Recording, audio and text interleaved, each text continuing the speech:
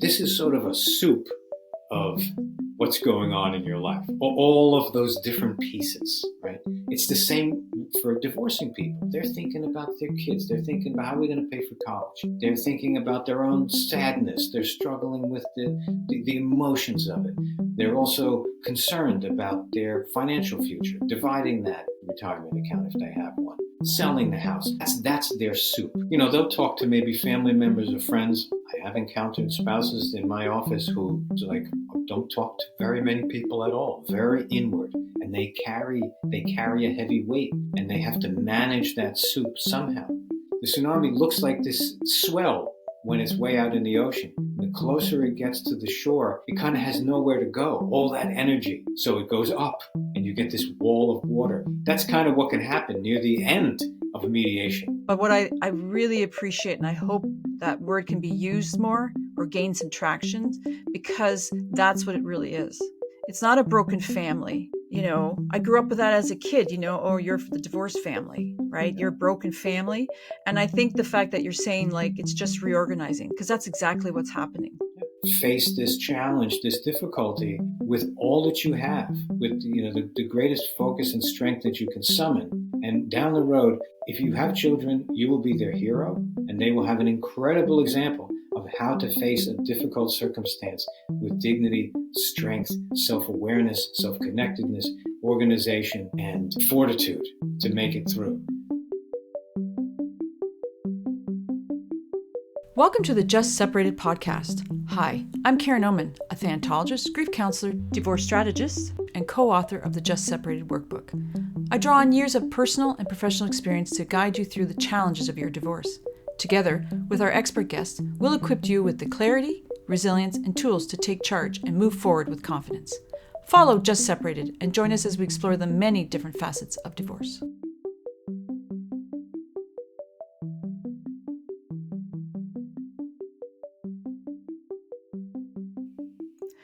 Welcome to the Just Separated podcast. I'm your host, Karen Oman, co-founder of Divorce Workshop. Our topic today is how to begin when you don't even know where to start. Divorce Decision Making 101. Our guest expert is Nicholas Crocitto. Nicholas is committed to serving families who are reorganizing, a passionate belief that the well-being of the children is the utmost importance for our world to flourish, and a courageous, mindfulness-based approach to the life. Challenges of divorce are the foundation of Nicholas Divorce Mediation, practice based in New Paltz, New York. Welcome to the Just Separated podcast, Nicholas.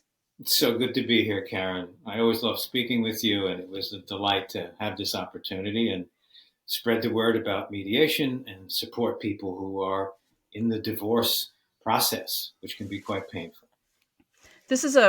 When you brought this topic up, I thought I really like this one because as I remember knowing for years that I had wanted a divorce. And when that decision was made, I thought, okay, great.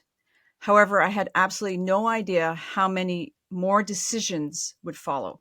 Big ones, little ones even. I was completely unprepared to make them. I think we get wrapped up, and rightly so, in that big decision, especially for those ones that are leaving. But what most people don't realize is that it's only the beginning. The real work starts with as I said, the other major little big decisions that come after. So I want to ask you, why is that? Why are we so unready for what comes next in divorce? Yeah, you're getting right to the heart of it, Karen. Thank you. Everybody comes into this from a different perspective. You and I were talking just a little bit earlier about where one spouse is so much more ready. They've been quietly adjusting to this reality, kind of resigning themselves to the fact that this relationship has run its course, or they've grown apart, or whatever the case may be. They're adapting to it. This is what I encounter most frequently, right, as a divorce mediator. So they are usually the first people to contact me. I'm contacted by one spouse, and I offer a free consultation. But it's not that. I call that just an initial contact. And then I have to talk with them and sort of move toward the arrangement of a consultation with the two of them. because that's what mediation is about. It's about me as a third party neutral working with those two people. Right. So that's the way it goes. So you'll have, one person will contact me. They are the more ready spouse. Right. They're the person, statistically, in my experience, the person who is initiating the divorce. And they have been, as I said, quietly adapting to the reality, resigning themselves to what's going on, thinking about things like, what are we going to do at the house? How are we going to manage things with the kids? And then the other spouse is somewhat blindsided, or can be. Right? They may smell that things aren't right. They may, who knows? They may be having an affair. Like every situation is different. But the person who is been quietly gearing up for the talk, the moment that they're going to kind of announce or voice to that spouse, this is it. I've crossed a threshold. I want out. That for them, it's like this kind of summit moment. Like they've been gearing up for this. They've been finding the courage. They've been talking to friends. Whatever the case may be, and then it happens. And as is typical with human beings, like it's all inside, right? And then in their mind, it's just all I have to do is say it. I just have to get it out. I have to make this real.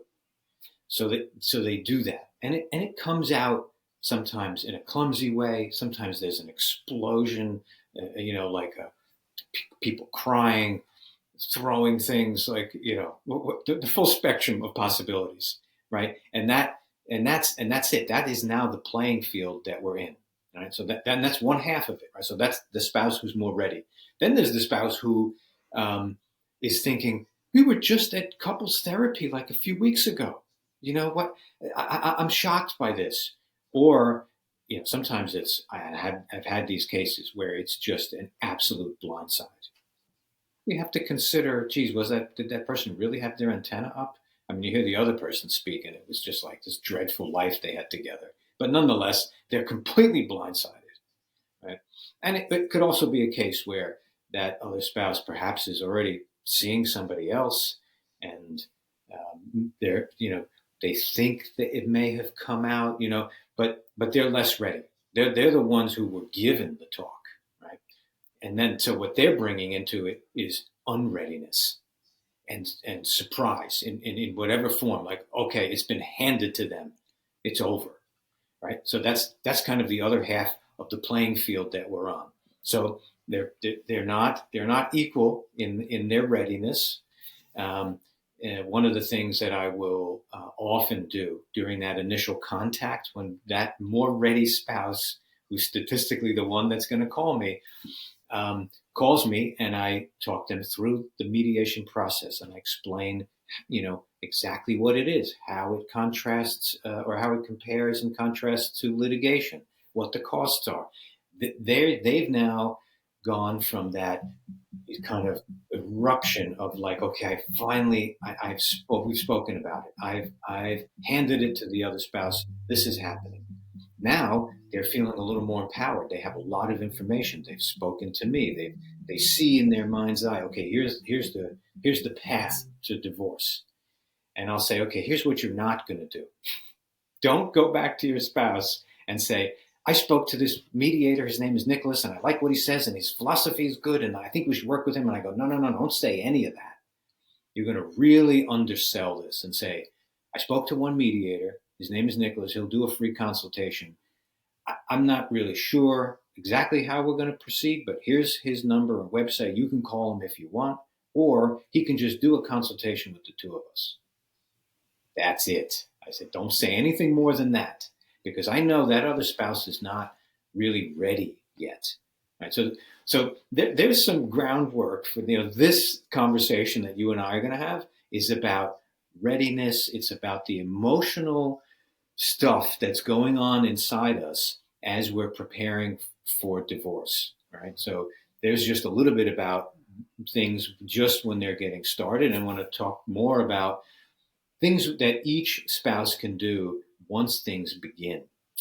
So, so let's take kind of is all that clear? First of all, Karen, that was kind of an ear. Yeah, No, it's really good. And I was just thinking, like, we often say, right, like, when you're the one making that decision, you have to try to put yourself in where your spouse is, right? Mhm. And that is hard when you have been preparing to leave for a while, right? Because for a lot of people, they're just, as you said, they're just preparing. They're like, I want out, I'm done. Especially as I think research says it's almost 4 to 5 years of swaying back and forth for that decision. Mm. So as you said, as what I like that you said, like, was the summit, right? Like there's this, it's a summit, and it can feel like that because you've been weighing this decision for a lot of people for quite some time. Mhm. But we do need to talk about the fact that, you're ready. They're ready to the unready? Do they still know about the amount of decisions they actually have to make? No, absolutely not. Absolutely not. They're full of ideas about how things will go, and so many of them are just incorrect. You know, so we'll have to highlight a couple of those. One of them is this mentality of I want my day in court. Maybe not literally, but at least figuratively. They want to be able to say, this person has let me down in all of these different ways through the years. They did this to me. They did that. They want to be heard about that. And they wrongly are thinking that the court system will do that for them. When in fact, the court system is a place where in many litigations, your attorney will instruct you not to say anything. All communication is going to come through them, which is going to, aside from being quite expensive for you, is going to not give you that voice, right? That's one sort of wrong idea. And people also think that one day they're going to stand in front of a judge. That's untrue. Also, 95% of cases are settled out of court. Only 5%, or maybe a little less, actually go to trial. And that is not a reality that anybody should even think that they want. Extremely expensive, highly stressful, absolutely corrosive to whatever remains of the relationship. If there are children involved, it's the absolute last resort because it will poison the reality of family life. I mean, it's sad to say, because those two people, whether their marriage is like the worst thing ever, they will have to continue co-parenting in one way or another. So it's a dreadful circumstance to have a knockdown, drag out fight facilitated at very high cost, and that's a problem. So much of what I do is just alerting people to the dangers of that. I want my day in court. That's one of many ideas that people hold. Um, the other idea is that um, they're a little unclear about what the mediation process is. So, and I basically explained to them that there's a big document, 40 to 60 pages, which is called a settlement agreement, and it contains all of the legally worded documentation of essentially how will you divide what you shared during marriage, and that includes debts, retirement accounts, real estate holdings, businesses in many cases. If there are children involved, how will co-parenting continue? Personal belongings, the barbecue, cars, all that stuff. So that all needs to be worked through. And what I do as a mediator is that I um, basically facilitate decisions about all of those items in a conversational way, in a way that, for instance, we could cover in 15 minutes what could actually span a week in litigation and involve you emailing your attorney emailing your spouse's attorney, that attorney emailing your spouse.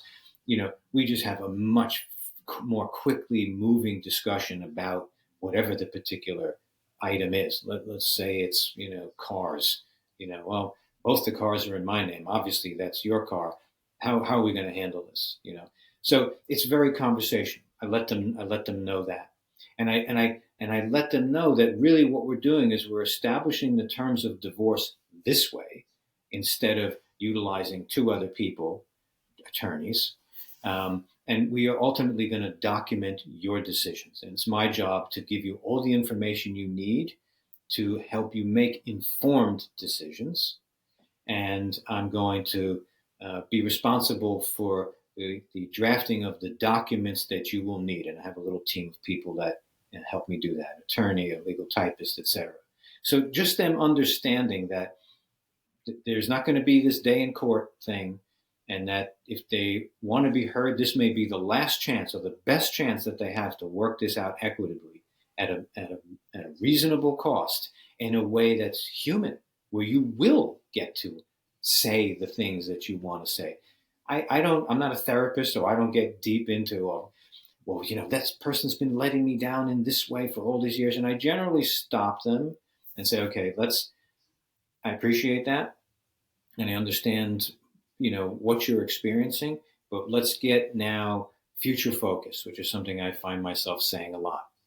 That may have happened in the past. We can't change that. But pertaining to this particular item, let's say it's the division of a retirement account. What can we do around this thing so that you don't feel that you're being let down, that you do feel supported? And I'm certainly going to do that for you. It's my job. And we begin to talk about it. So there are all kinds of wrong ideas that people have. And at that no-cost consultation, we begin the process of providing them with information about the realities of divorce. I just want to bring up, before we keep talking about that, is that do you get a lot of, and I've heard this as well, and I felt this as well in my own divorces, I just want fair.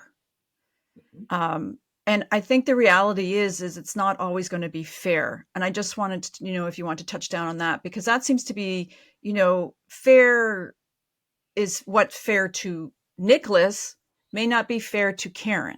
Mm-hmm. So I don't know if that's ever come up in the conversations, because I want people to understand, like, when you're making decisions, be strategic and well about it, right? It's not like you're not going to get everything perfectly 50-50. It just doesn't work that way. I don't know what your thoughts about that. Yeah, no, that's, I would put that in the category of some of these wrong ideas about what to expect in divorce. So what I tell people is that it doesn't have to be equal, but it has to be fair.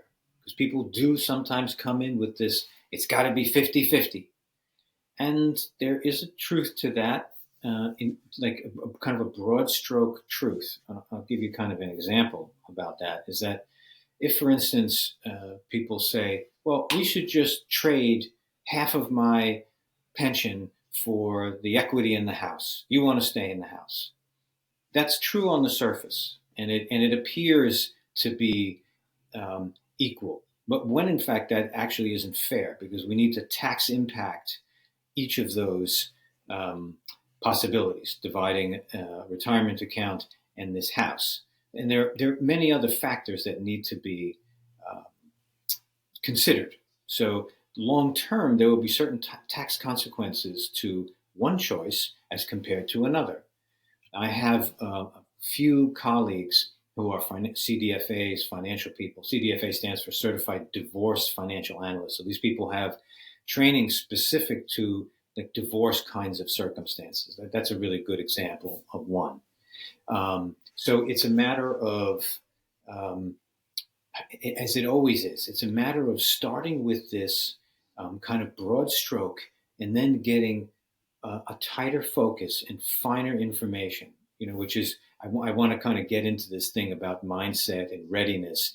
And we've done so far, I think, a really good job of illustrating what divorce is like in the beginning, how people are sort of on unequal footing in terms of their readiness and their kind of adaptation to the reality of what's happening, and how this education process begins with sort of, shining the light on some of these incorrect ideas, providing them information, and helping them get to a place where these decisions can happen. And you can easily see how mediation is well suited to that, because it's so conversational. It's so connected to the two people that I'm working with, who are sitting there with me in session. Sometimes it's virtually, but it's the three of us, and we're talking about it. They're able to ask questions. So, Karen, if it's okay with you, can I jump to this kind of readiness and Hmm. mindset The piece? mind, yeah, I was going to ask about that because it Yeah, is something that people need to understand when they're going through a divorce. yeah, absolutely. So, I've told each of my kids this, and it's always been kind of a good metaphor for dealing with what's going on in the inner world. Because ultimately, these decisions are something that we even say, we're going to make up our mind about whatever, right? It's an internal world kind of process. So, what I've told my kids, through the years, I have this and I have this and I have that, this homework assignment and I've got that. And I say, okay, this is sort of a soup of what's going on in your life, all of those different pieces, right? It's the same for divorcing people. They're thinking about their kids. They're thinking about how are we going to pay for college. They're thinking about their own sadness. They're struggling with the emotions of it. They're also concerned about their financial future, dividing that retirement account if they have one, selling the house. So that's their soup. And what I've also taught my kids is to be aware of that circumstance and have a phrase that you can use with yourself. My son, who's my youngest, we share this together. We'll be able, and I actually use this myself. I will say out loud, "I'm in the soup." And that's my trigger to say, oh, I can't figure this out because it's a giant soup. I've got to start taking some of these individual pieces out and examining them, working with them. So, in that illustration of, the person who's been, preparing for the talk for perhaps months, maybe years, and they finally have it. It's like this summit moment and they've got it out. It's a huge step. I mean, it sets the whole thing in motion, but it's very soup like, right? They're just full of like all of that stuff is there in one moment. And then the education process starts. Maybe that person calls me, the first spouse, initial contact. I give them some information and they're like, oh, okay, I see. We have to discuss all these things and figure out what we're going to do with all the items that are in that soup. Nicholas can help lead that conversation. So we're talking about one of them at a time, one of them at a time. And then there'll be some documents, and the documents will go into the court. Excellent. That's gone from a soup to now we've at least distinguished the components, but that keeps going, right? So that's a really important kind of foundational understanding that people have, is to just know that they're a human being like the rest of us, and it is going to be a soup in the beginning, and to just be at ease with that. That's Yeah, I love that. mhm. Sorry to interrupt. I just Yeah, love that metaphor because one of the things I was thinking about us talking today was like micro, like let's do little small bits, especially for even the one that is less ready. But I'm thinking even for one that was ready. So I love the soup analogies. Like they have to think of something like a word that they can say to themselves going, because we've all felt it. We've all been overwhelmed. It's not just in divorce, it's just overwhelmed in general. And we need to know how to just break it up a little bit. And that will create less overwhelmingness, right? Like it'll little bits are getting done, especially for that person that's feeling overwhelmed by it all. Because as you said, there's so many moving parts in divorce. So sorry to interrupt, but I just wanted to say I love that metaphor. That's no, great. that was an interruption, and that's exactly right. That's exactly right. Um, it's surprising to me how often people, even in this day and age, have never been connected to a therapist, a coach. They'll talk to maybe family members or friends. I have encountered spouses in my office who like don't talk to very many people at all, very inward, and they carry a heavy weight, and they have to manage that soup somehow. So giving them an awareness of just of their interior world sometimes is like a major step forward for them to say, look, you're probably experiencing this and you're thinking about all of these things, and they're going, yeah, I am. And that's like the beginning of like relief for them, just the pinpointing of the fact that um, this is what it's going to be like, and it's okay, like acceptance for them. Like you're feeling this, it's a giant soup. It's okay. I'll be here with you, and I'm gonna steer you through this process as your mediator, and help you talk about one thing at a time, and then tie it into all the other things, but now in a in an environment in which they've been made distinct and separate, and it does, I think, can be seen as a cohesive whole where each piece of it has been given proper attention. So that's a really helpful thing.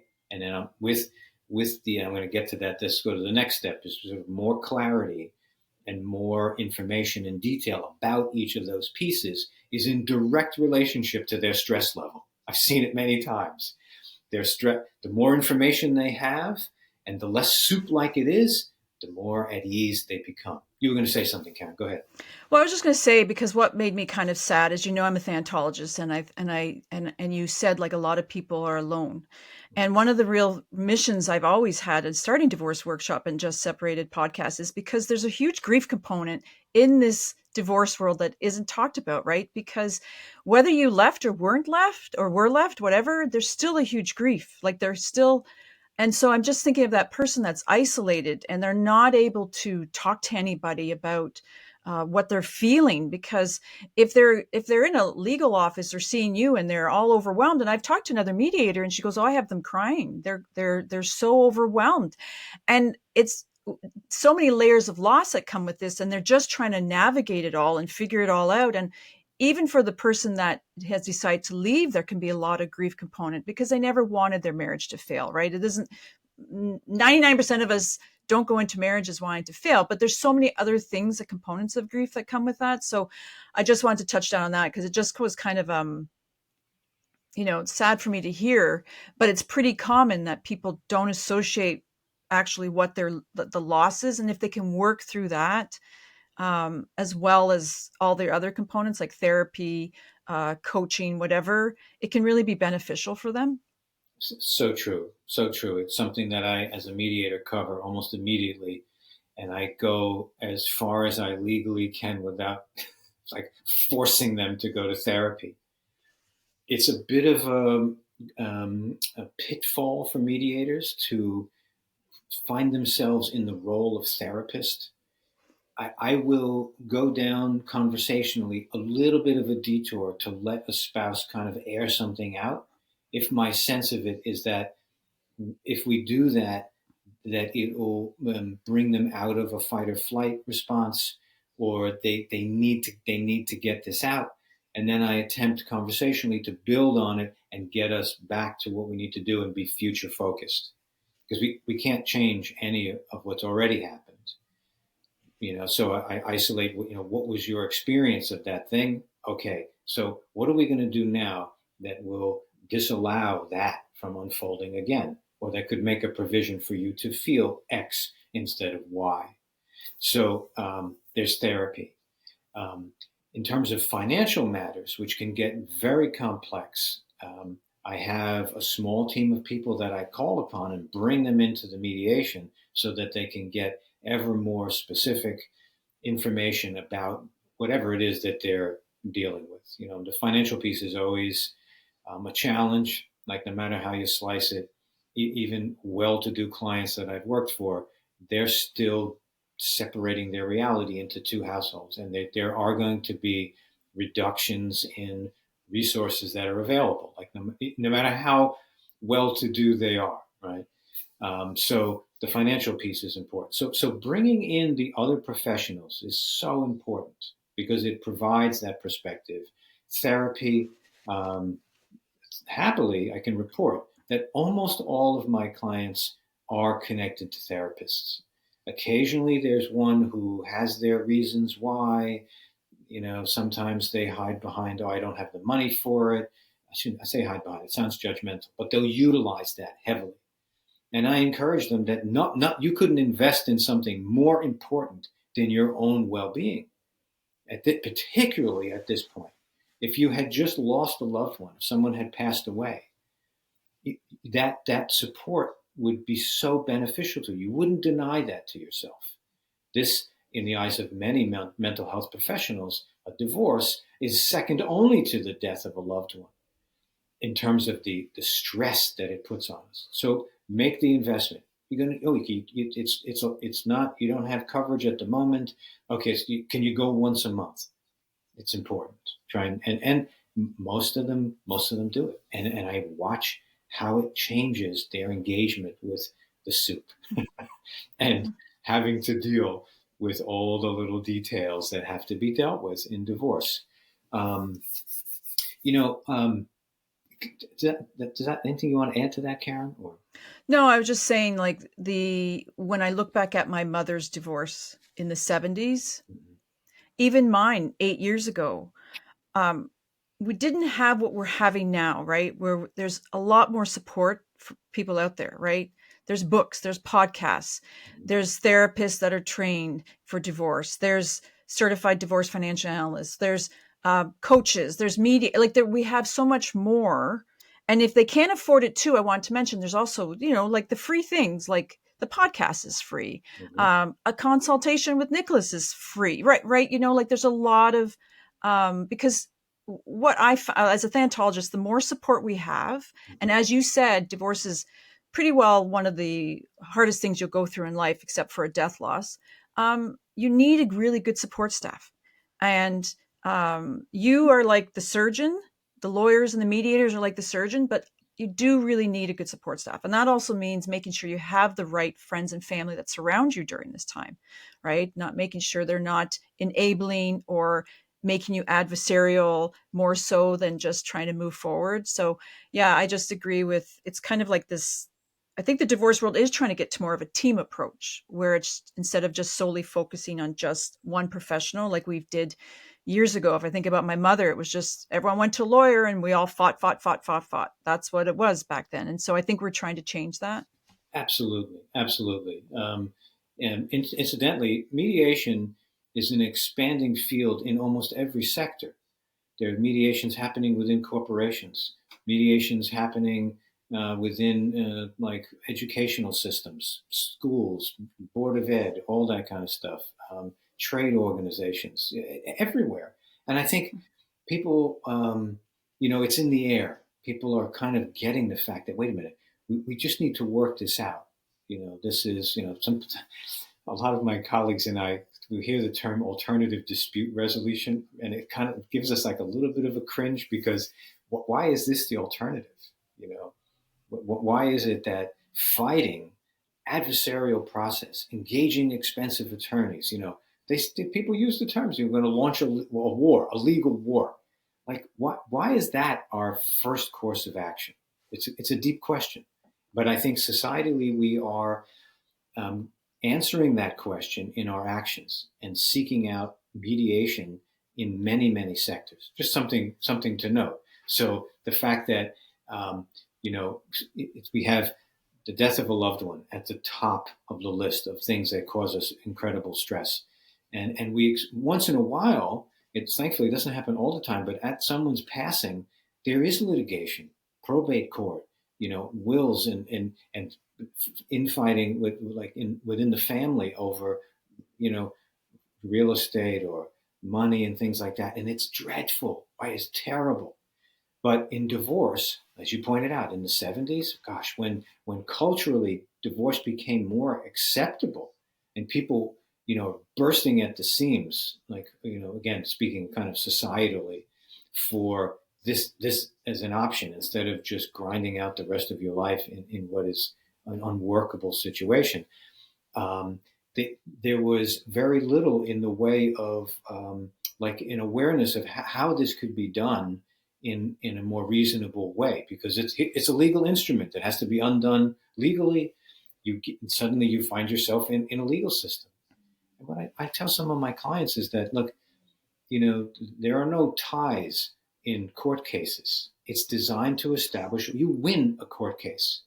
That's a terrible paradigm for families who are, just reorganizing. They're not going to go away. Those children are going to be there. They need to be connected to their parents. These are the two people that are unique on all of planet Earth, that they love and are connected to in a way that unlike any other human being. And beyond that, they know, they may not articulate it this way, but they know that they are half this person and half this person. So it's such a tender place, second only to the death of a loved one, our first course of action should be to manage this transition with tenderness, with care, with an eye toward doing something better in the future than what's happened so far. What's happened so far has been kind of unfortunate. These people have grown apart. They may never have been well suited from the beginning, and this was just sort of, it ran its course, and here we are. But they're still people. They're still people who can treat each other civilly, can behave well in front of their children, can be perhaps better parents than they were in that sort of dying relationship. So that's the future focus part.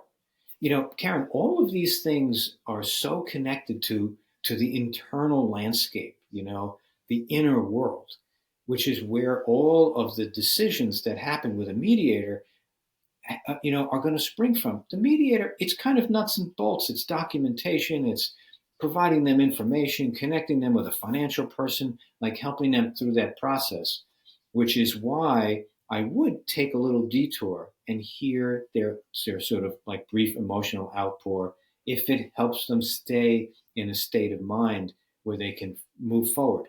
That's in the beginning of this, we talked about this idea of readiness to move forward. And it has to do with what their interior landscape looks like at that moment. Do they feel empowered? Do they feel that they have the information that they need to make that decision? So I think that there are plenty of mediators that function the way that I do. There are others that don't necessarily do that have a purely nuts and bolts approach, which makes the kind of auxiliary support even more important. The therapist, the coach, the divorce coach. I have some other things I want to talk about that are very helpful to people in terms of not only getting them to a place of readiness, sort of like base level, sort of beginner readiness, right? Startup readiness, but then that readiness needs to be renewed before each mediation session. That readiness needs to be grown and refined. I had a signing yesterday. It was a long mediation, and there were some serious hiccups and eruptions right near the end. One spouse trying to completely back out of the thing and go to litigation. Just this freak out after nearly 2 decades of marriage. It's a big change. Kids involved, one person going back into the workforce. So that readiness needs to be cared for and cultivated. They did sign. It was a wonderful transition, and that their paperwork is in process. But I gave the analogy of a tsunami, where you have like the surface of the water and the ocean floor kind of rising up like this, and the tsunami looks like this swell when it's way out in the ocean. And the closer it gets to the shore, it kind of has nowhere to go. All that energy, so it goes up, and you get this wall of water. That's kind of what can happen near the end of a mediation. I'm talking settlement agreement drafted, ancillary documents ready to go, but they just need to be signed. And still, there's this emotional component to what's going on. So anyway, there's that almost, I'm just thinking that's almost like a grief moment there, right? That and as you're working through that, it's coming to a close, it's coming to an end. Yeah. And there's a big grief component there, right? Especially for the one that was left, even for the one that decided to leave. But I'm thinking more of that person that was left, and I'm just feeling like what they do, and they just sit there and go, this is it. If I sign here, we are really done. Right. And so just acknowledging that. Absolutely. And there are 2 parts to that. There's the future focus, which is something that I continually have to direct my clientele toward. It's on my website too. There's a quote about like, you can't change what's happened so far, but you can change the ending of the story. And I've also told my clients that, like any major challenge in life, this can be a platform on which you can build greater success.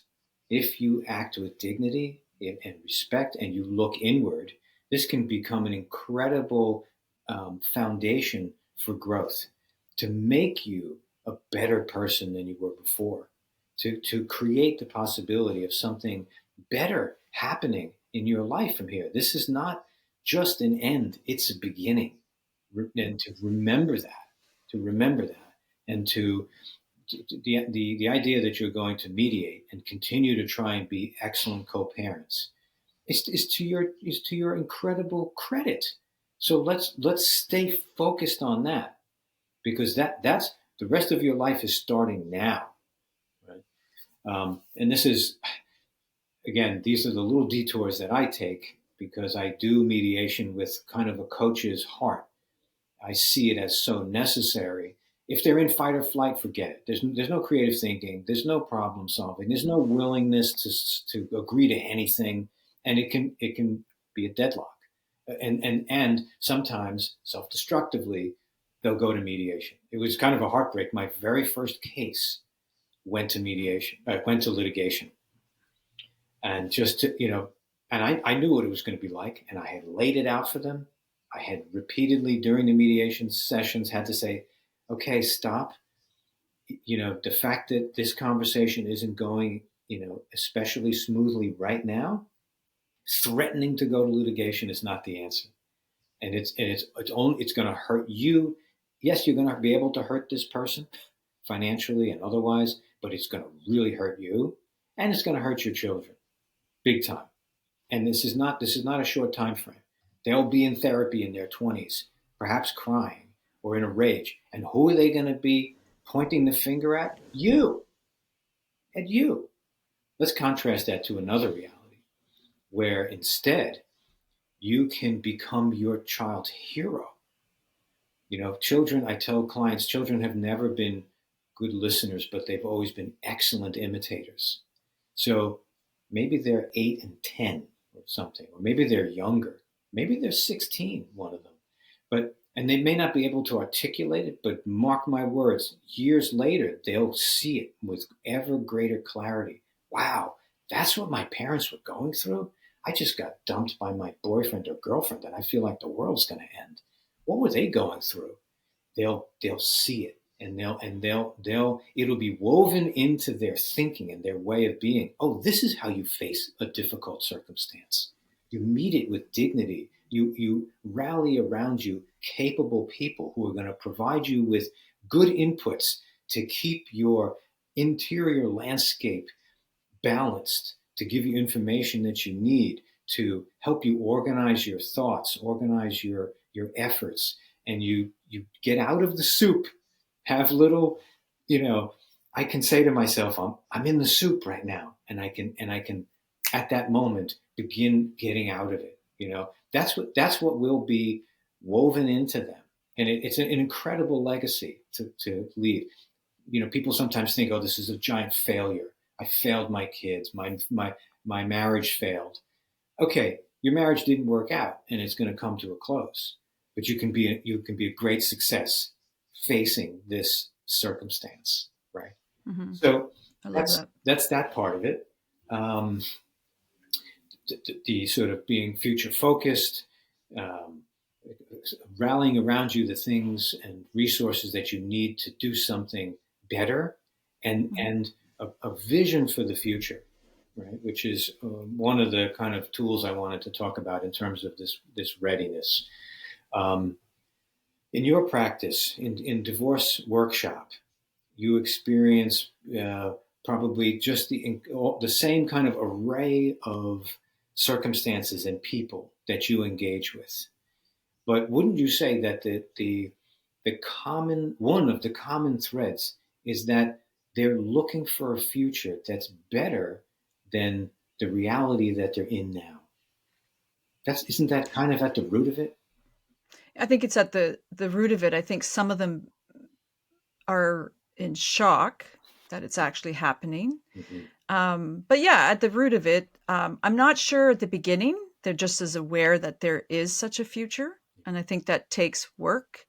I do want to mention, like, for me, if they're feeling that, I would like them to find healthy places to feel those emotions, right? So mediation, maybe not the best place to have a big, upset, but as you said, therapy, coaching, good friends, they need to let those emotions out somehow. Yes. So because then they come back to the table with a bit more strength and a bit more understanding of it all, because I think divorce is confusing on Yep. many levels. But yeah, I also want to highlight what I really loved what you said was reorganizing, because I was thinking when you talked that way, I said, when my parents divorced in the 70s, we were the broken family. Yeah. Hey, right? You came from a broken family, and there's a lot of stigma. Yes. And there still is some stigma, especially depending what culture you're in. There's still a lot of stigma. But what I really appreciate, and I hope that word can be used more or gain some traction, because that's what it really is. It's not a broken family. I grew up with that as a kid, oh, you're the divorced family, right? You're a broken family. And I think the fact that you're saying like it's just reorganizing, because that's exactly what's happening. Yeah. It's just, Yeah. and I think if we can think of it more that way instead of such a evil or dark thing that's happening, it'd be very helpful. Language is important, right? How we say things, right? Absolutely. Absolutely. And all of the passage of better ideas, more clear information happens through language, which is in part why I love mediation.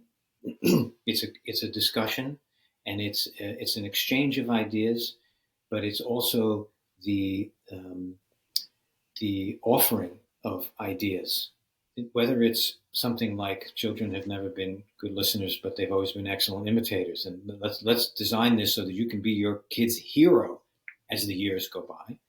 Right? Those are all ideas. They're passed through language, and it's so important. I think I could start kind of summarizing what this understanding about the nature of divorce, the soup, all of this stuff, how we can sort of establish almost like a routine or a package way of engaging with this difficult reality, which may be a surprise. It may be something that someone's been gearing up to for perhaps years to reach this point. Okay, this is happening, and how do we start to move through it? So first, a recognition that it's a soup in the beginning, and that's okay. That's reality, and that we're all in that reality when we're at that kind of a crossroads in life. It could be divorce. It could be many other things. In this case, we're talking about divorce. It's a challenging situation.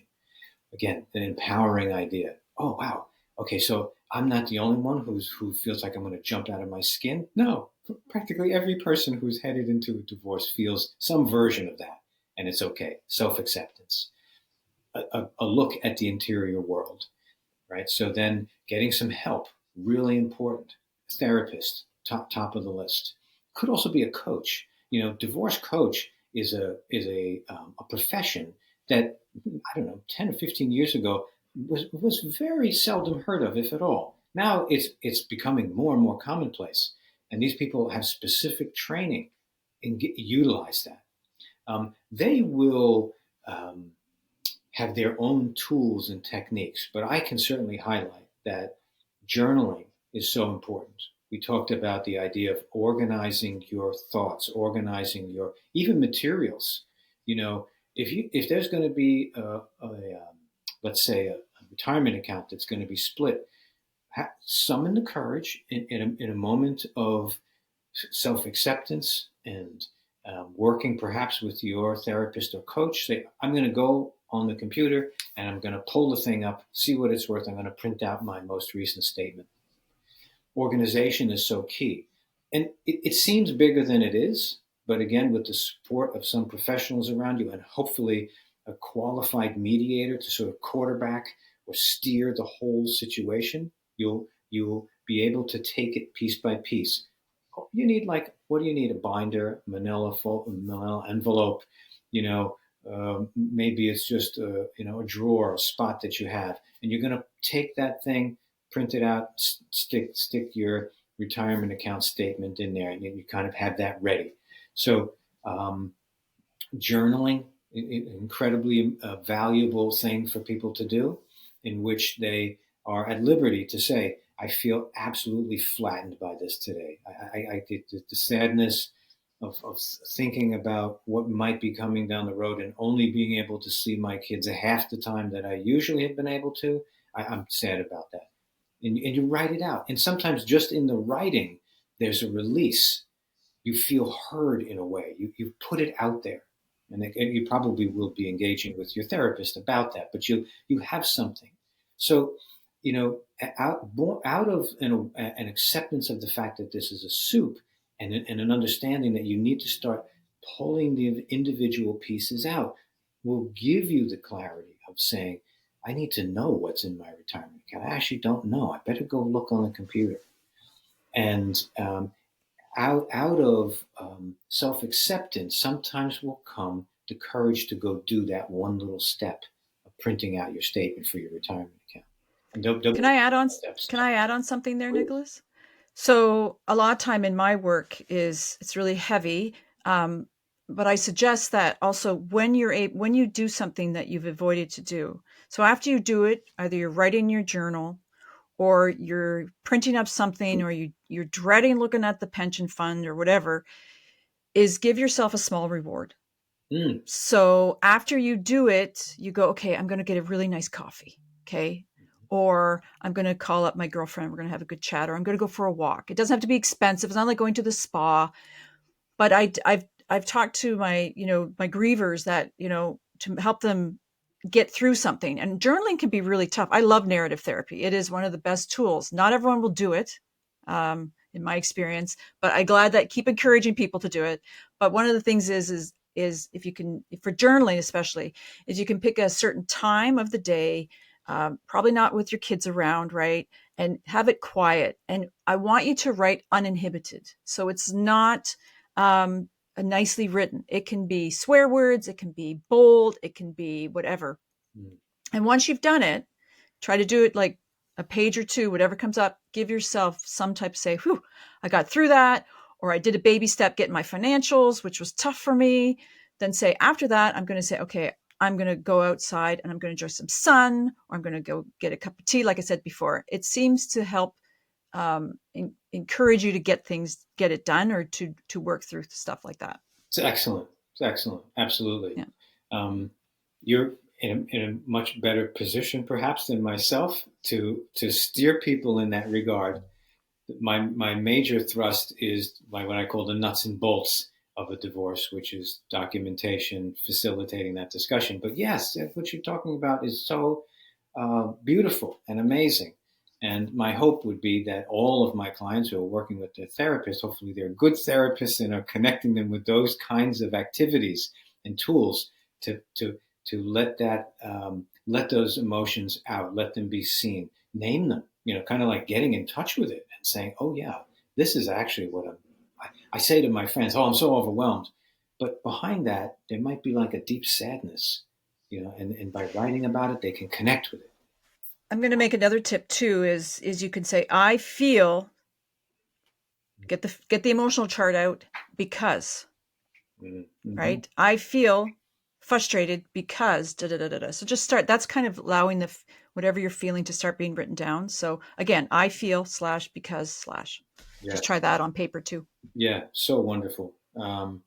So we've begun with an awareness of the soup, the need for staying connected to the interior world, journaling, all the different tools and techniques that our therapists and guides like yourself, Karen, can provide to help nurture that readiness and keep it intact so that we're ready for every mediation session. Ultimately, be ready for the signing, even though there might be an emotional tsunami coming into shore. That's okay too. That's okay too. I hope that what people can take from this podcast, among other things, and a little bit of an awareness about what mediation can offer and how it compares to litigation, is just that they get connected to the fact that they're human beings and that all the stuff that's swirling around inside them is both acceptable normal and okay, and also to be empowered to work within that space and to know that the work that they do in that space will help them collect the information that they need, the nuts and boltsy kind of stuff, which will, as we discussed earlier, make their stress level go down.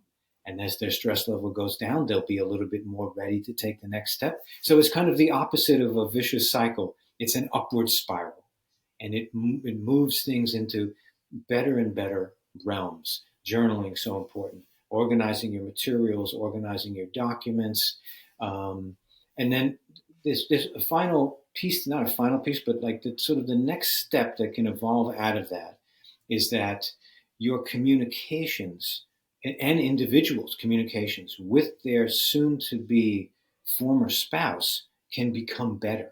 I've had a number of spouses tell me that, wow, we talked about this and this. To be honest, it's like one of the best conversations we've had in a while because some of the other stuff is dissolved. There's no more like, I don't want this to come across wrong. There's a diminishing sense of like connectedness and bondage to the situation. Like they're headed toward closure. And some of enough of it can melt away where they can have like the best conversation we've had in a while. So an outgrowth of everything you and I have just outlined is that can get better as well. It's also amazing to me how one good conversation between the spouses can be catalytic in terms of moving the whole mediation forward.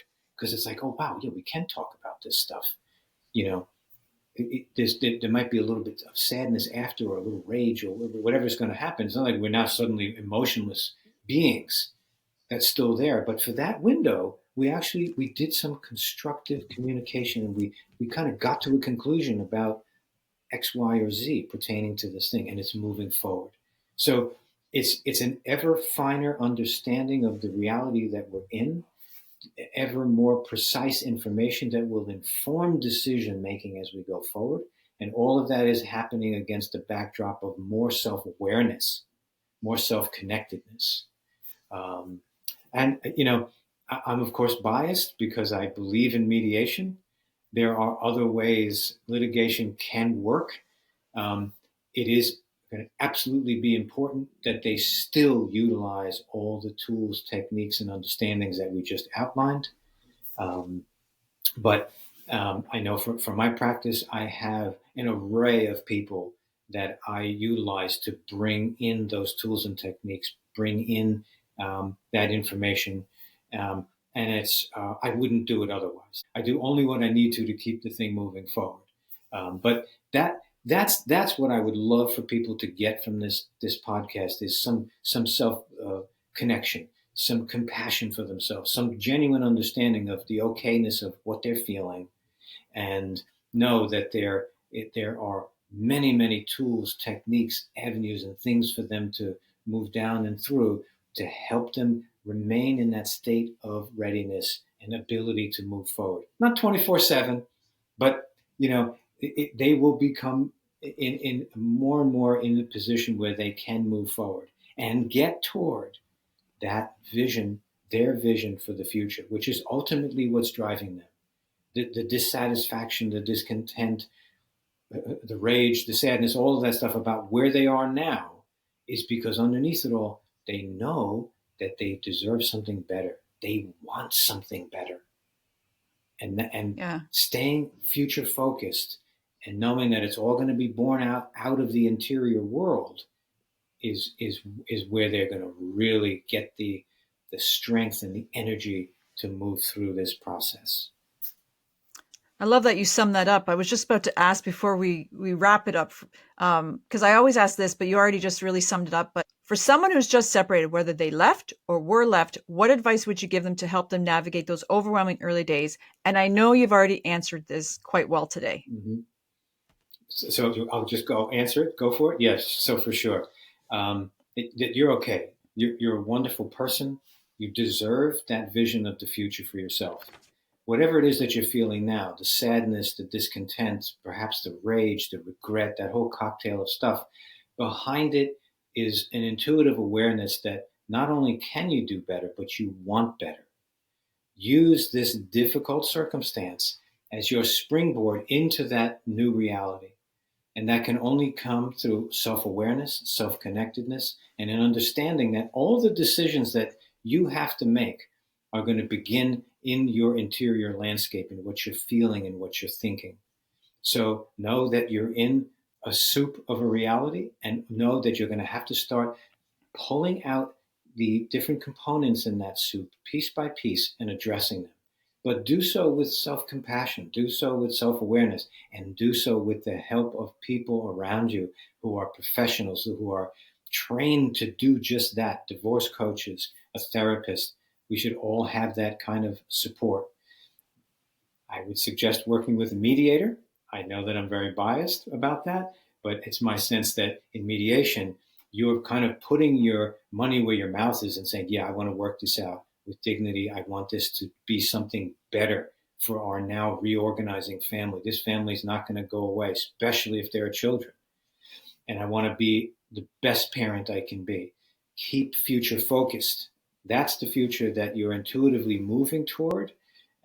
Stay focused on it. Get the help you need to maintain that awareness within yourself, to maintain what in this podcast we're calling readiness. And it's readiness for the next mediation session, perhaps. It's ultimately being ready to actually sign the settlement agreement. And just keep taking it day by day, step by step. It will help you be organized both in your documents you have to produce, organized in your ideas, things that you want to see happen. Make sure they get into your journal if you're journaling. And you will just know that you will continue to be more organized in your inner world, and then your outer world will sort of follow suit, and you will move through this process. And I assure you, at some point, you'll look up and say, wow, this used to be a soup, but now I see all of these individual components. Each one has been attended to correctly, and it's part of a cohesive whole. And I have designed my future proactively. And I have done so in a way that is collaborative with my soon-to-be former spouse. We are going to continue to co-parent, for instance, alongside each other. What a wonderful reality to bring into existence.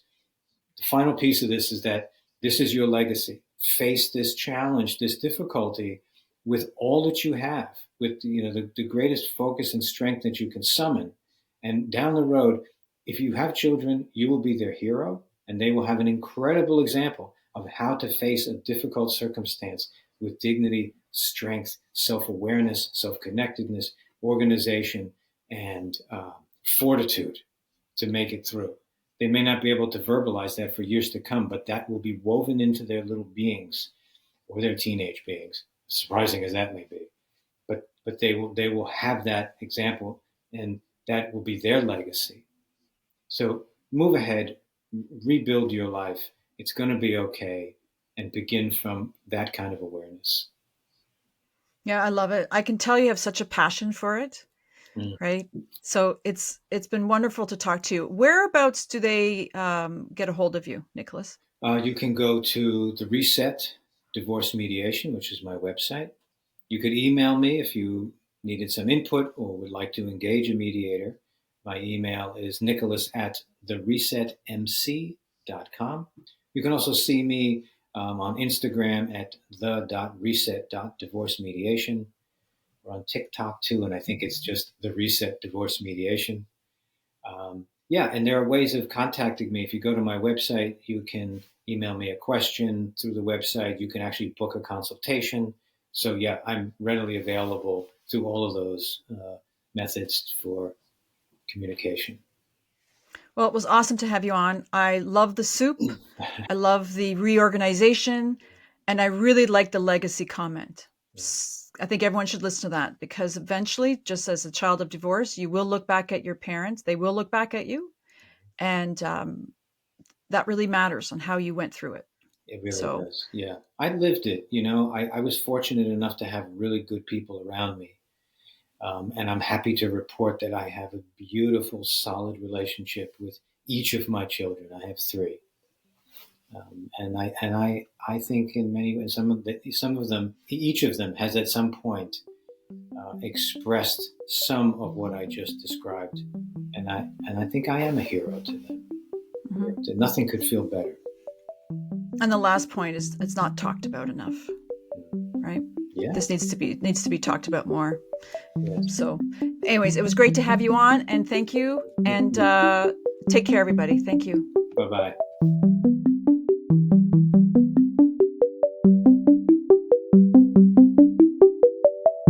Thank you for joining today's discussion with our divorce expert.